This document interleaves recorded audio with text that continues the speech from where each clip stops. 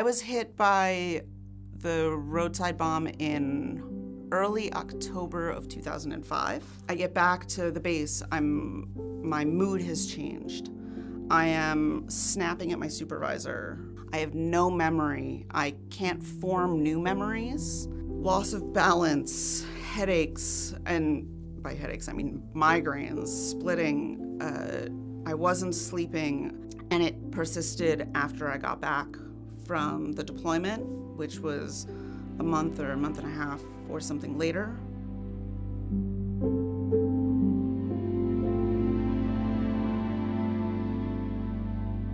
Every time I would say, hey, I'm not sleeping so great, I would get sent to mental health, and mental health would basically say, oh, here's some medication. And I wouldn't argue. I wouldn't argue with them that maybe something else was going on.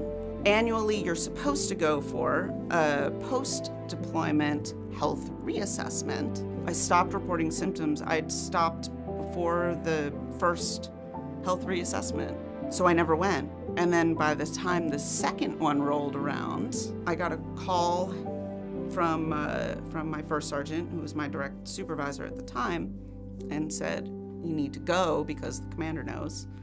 And I went and I sat down with the physician's assistant and I said, hey, I don't want to see any more doctors. I really don't. Don't send me to mental health.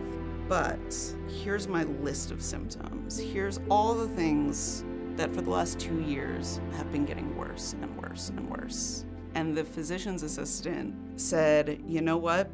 About a week ago, a neurologist out in Landstuhl in Germany has started studying concussive blast, traumatic brain injuries. And she sent us a list of symptoms, and I'm looking at the list right now, and you have every single symptom that is on her list. I saw this neurologist, and she was the only one really pushing blast wave injuries at the time. And she was like, you need to get an MRI.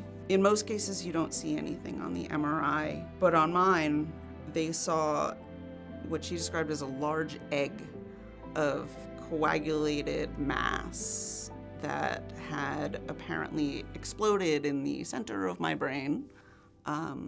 And it was going to require some surgery. The moment I heard that there was even a possibility that there was an explanation for all the things that had been going wrong for the last 2 years, it was just this huge weight was lifted off my shoulders that I didn't have to hide. If there was a physical thing wrong, then I wasn't going crazy. I wasn't losing my grasp of reality. I could become okay again. I could get better. What I wish people knew about brain injuries and other invisible wounds, whether they be from combat or something else, is it's real and it affects your life and it's hard and you are going through so much.